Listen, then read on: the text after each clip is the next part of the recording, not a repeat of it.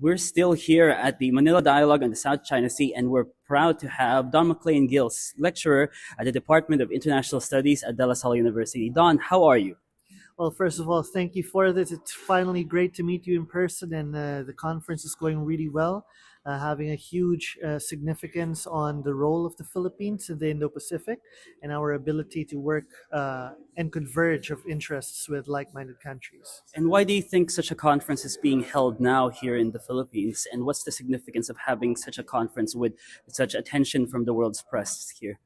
Well, there are two things that we need to take into consideration. One, of course, is geopolitically speaking, the Philippines has established itself as a significant element of Indo Pacific geopolitics. Under the current administration, we have endeavored to represent the Philippines as an active stakeholder of the rules based order. The Philippines has also become a hub for cooperation between like minded countries, east to west. So I think it's just right to have such a conference here. And of course, the second point is that there is a whole of a nation approach with government working with various civil society organizations such as the academe, the think tanks, the journalists, etc. So this is what democracy is all about.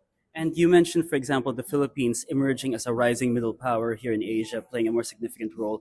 What policies do you think has been happening? What exciting things has been happening here in Manila in the last few years, which makes us a more prominent, have a more prominent role in the region?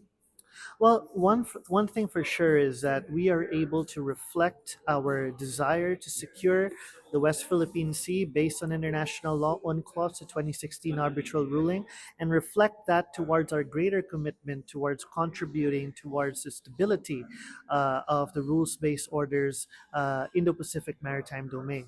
So it is in this regard that we can see how the Philippines has been able to serve as an anchor for many states, particularly even in Europe, in North America, who have great interests in maintaining the maritime domain's rules-based order here, but are unable to do so, particularly because there is no like-minded established partner. In the Philippines has shown that while we are doing what we have to do based on international law, we are open to working with countries that share the same vision. And I think that that role of the Philippines has gained its significant prestige, not just to serve as a hub, but to be actively involved. That agency that Manila is showing right now is definitely one that we should be happy about. Right, and you're correct that one of the roles of this conference is to help spread awareness on the West Philippine Sea, but another aspect is also to dispel disinformation on the West Philippine Sea. How important is it right now, especially with state actors attempting to, change the narrative on the West Philippine Sea here in the Philippines? I mean, this conference, if I could talk about this conference alone, is one that is of great importance. We have a vast array of representations from different countries. And on top of that, it shows inclusivity. We are engaging with countries like China, for instance, having open discussions.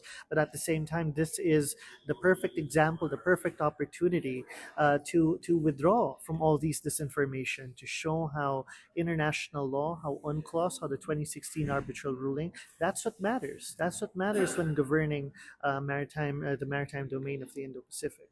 Perhaps we're talking about disinformation. One of the stuff we heard earlier in the conference, you mentioned our Chinese guest, was Captain Liu of the PLA Navy, who mentioned that, in their opinion, a lot of the violations of maritime norms and the ramming actions against our vessels is not, any violation, but rather just them conducting security action.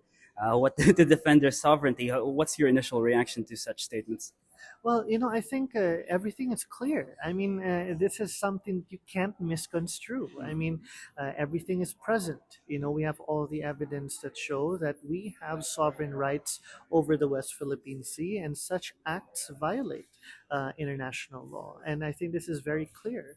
No matter how much you try to sort of justify certain actions, I mean, it's as broad as daylight. And I think that's why it is important to remember and recall what the provisions of international of UNCLOS are. What has the 2016 arbitral ruling stated regarding such code of conduct in the maritime space, right? So I think it's quite clear. And lastly, naturally, our last question has to be about the U.S. elections. We saw the Republicans seem to have swept all the branches of government in the United States, and there's now questions both in favor and against for what the Republican-controlled U.S. would look like in terms of the U.S.-Philippine alliance, and whether that can continue to be maintained in an age of President Trump. How do you predict a Marcos-Trump relationship to look like? Well, that's a very important question given that we just found out about the results yesterday. Well, I think that there's still a lot of opportunity for the Philippines and the US to work together to enhance the partnership. I don't think that we would digress from where we are now. I think the stakes have become too high for the US, particularly, even under Trump, to withdraw from the highly institutionalized alliance between Manila and Washington.